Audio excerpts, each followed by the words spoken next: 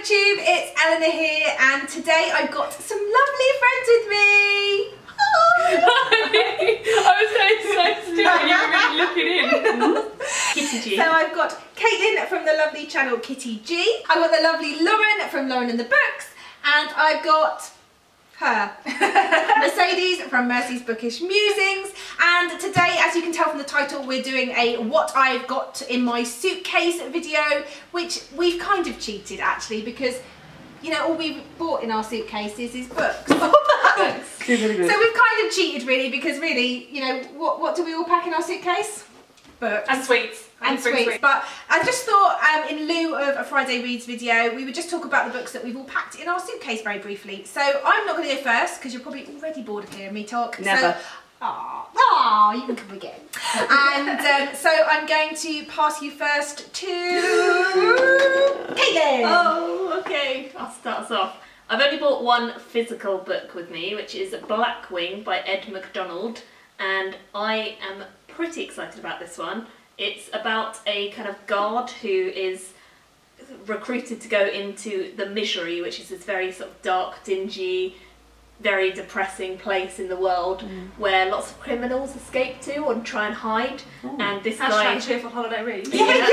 She likes really a good cheerful. summer read. Yeah. And so he goes and he like hunts down these criminals who've escaped, basically. And I mean, it's not the cheeriest, is it? But I do like it. Is he a new author? I've not heard of him. Yeah, it's his debut. Okay. So it's a new one. So Comes out 20th of July. It's pretty soon. A standalone or? I think it's the start of a series. But Of I'm not course it is. 100% Of sure. course it is. Just watch it all roll in. I'm not sure. I'm not sure. Could okay, be. and you've started it, haven't you? I've only got like 10 pages in. Oh, but I'm look at the enjoying black it. pages. I know. everybody. That is a gimmick that I fall for. Yeah, me too. I like a coloured edge. Yeah. So I don't. Oh, of course you That's, don't. that's you another video. But yeah, Blackwing, that is my physical book of choice. It's called The Heart of Stone, not The Heart of What Was Lost, which is what I was going to say. It's another book. And it's by Ben Galley. It's one of the SPFBO books that I'm doing a project for right now. So it's a self-published book and it's a fantasy. If Caitlin can teach me how to put those little cards on the top, I'll try and link you to Okay. the video where she talks about I can that. do that, yeah. And it's basically about a stone golem who is animated, and he is recruited into this army. He's hundreds of years old.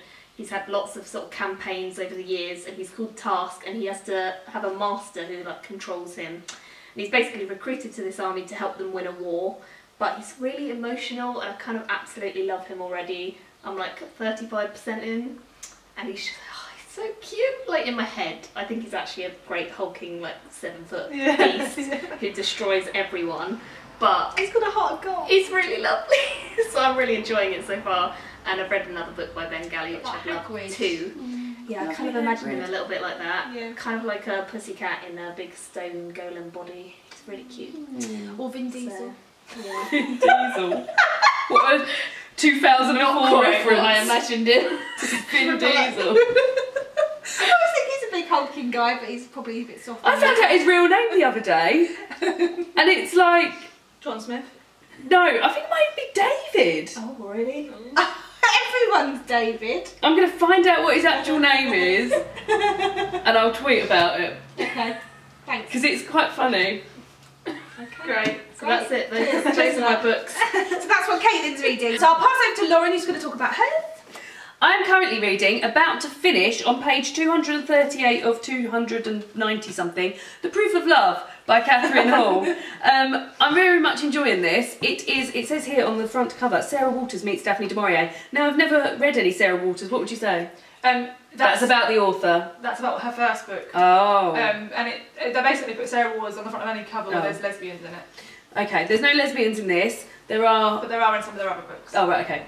So yeah, this is about a chap, Spencer Little, who relocates one summer to the Lake District. Peak District. Some district somewhere. District 9.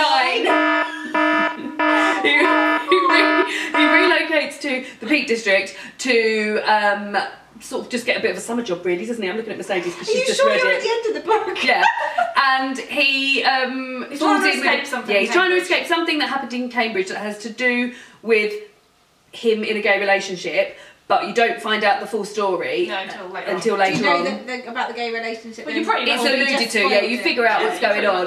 But Okay. it's set in the 70s, Yeah. so homosexuality is still sort of, I'll say, frowned upon, in a rural area.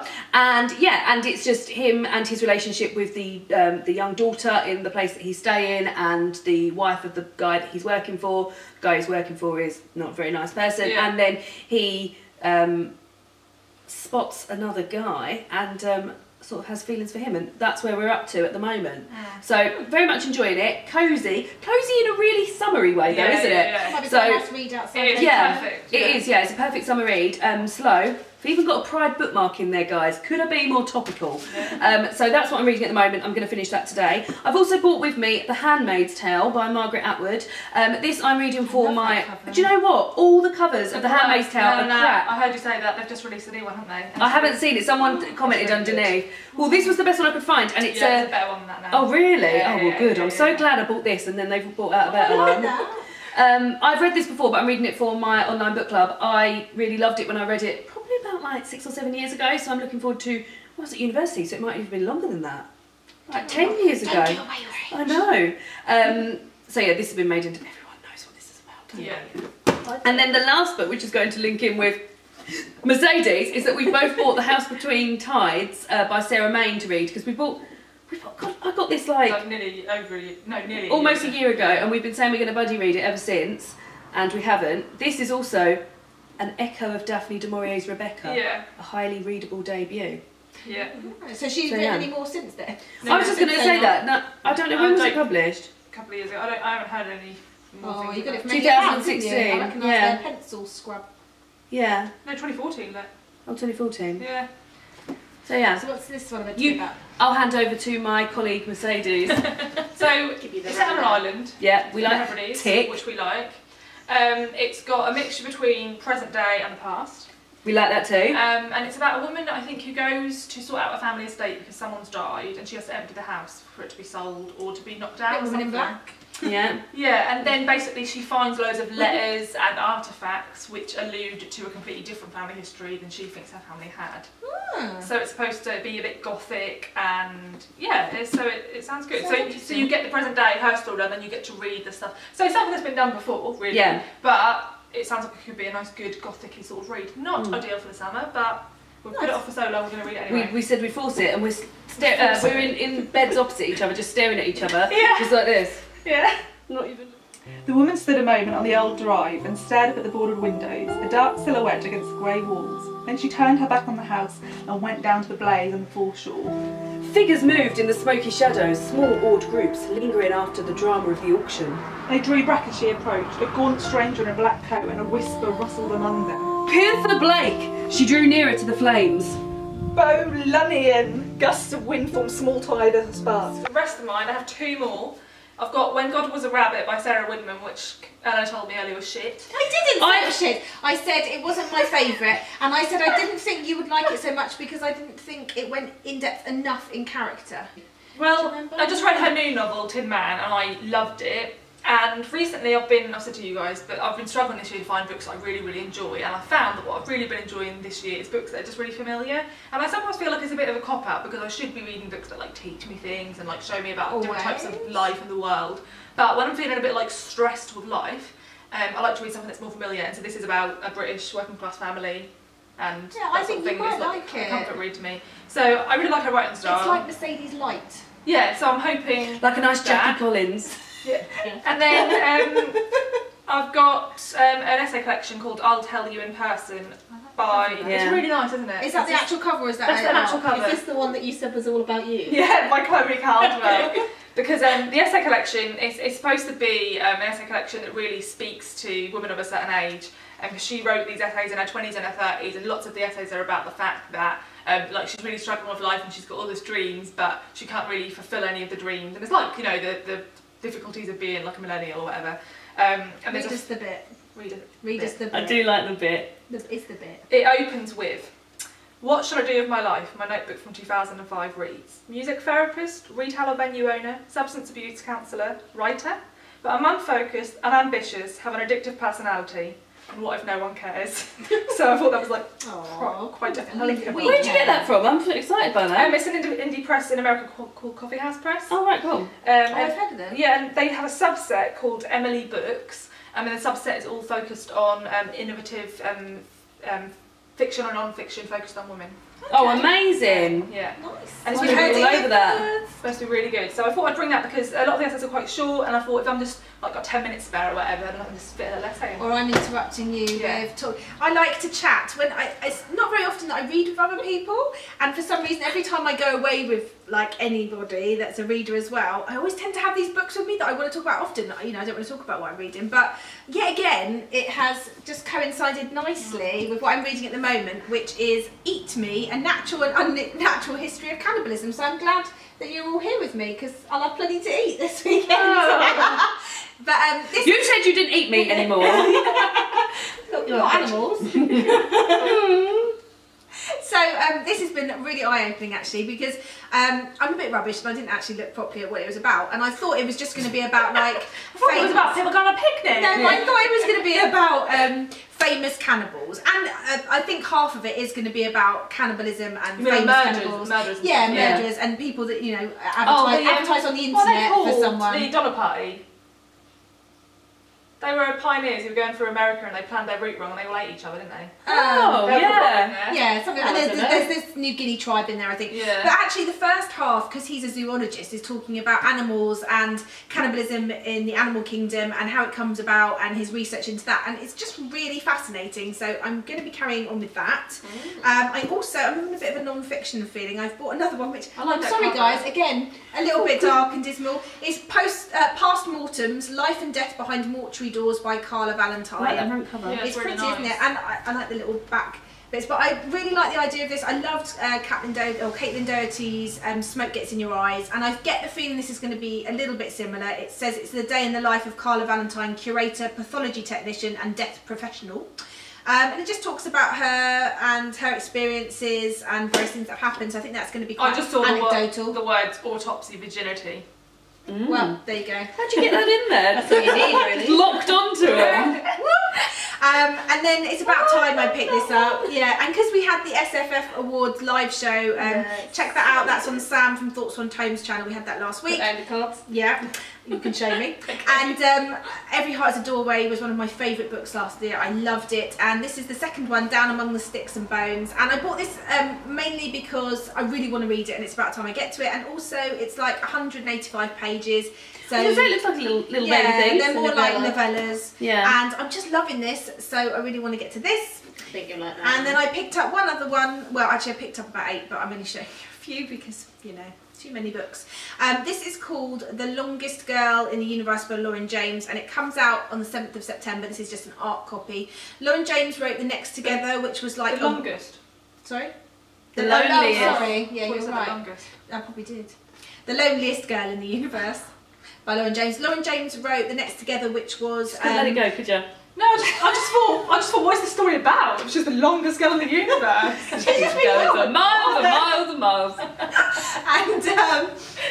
And The Next Together was a sort of time travel type book, and it was okay. I think I gave it 3 stars. It wasn't my favourite, and I wasn't sure if I wanted to read any more of her stuff, but this one sounds interesting. So it's a follow-on? No, she did have a second one in the series, but I didn't read that. But this, I'm really struggling with finding science fiction that I can get into, because science fiction tends to be a bit heavy on the technology for me, and I really struggle. Yeah. And so YA science fiction seems to be much better for me, and this sounds like it's going to be interesting.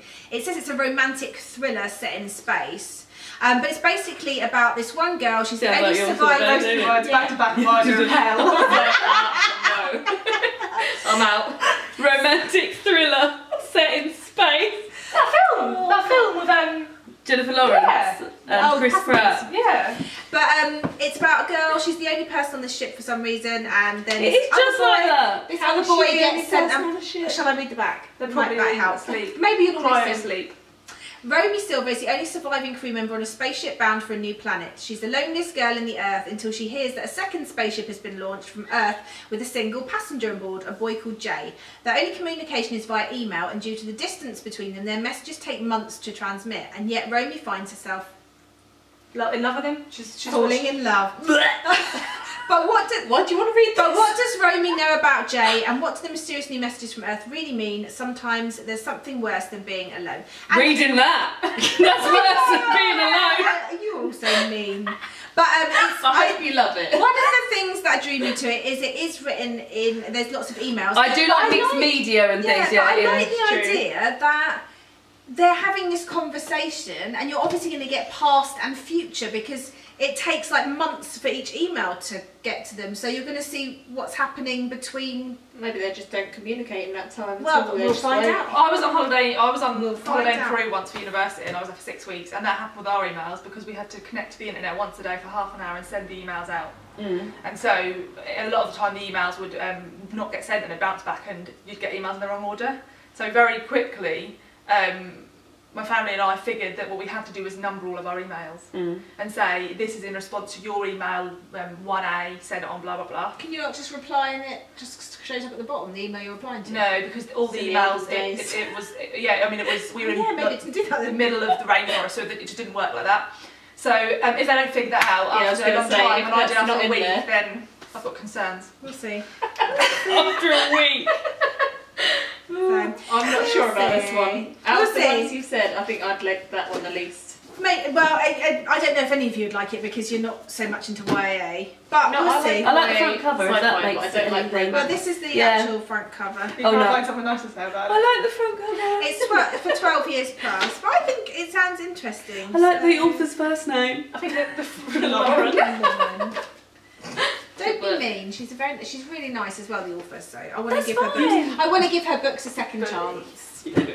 So anyway, on that note, so I'm sorry, I won't be filming these guys again, but I will try and film my points of view on whatever I get read while I'm here. I'll try and do a little vloggy chat about my reading.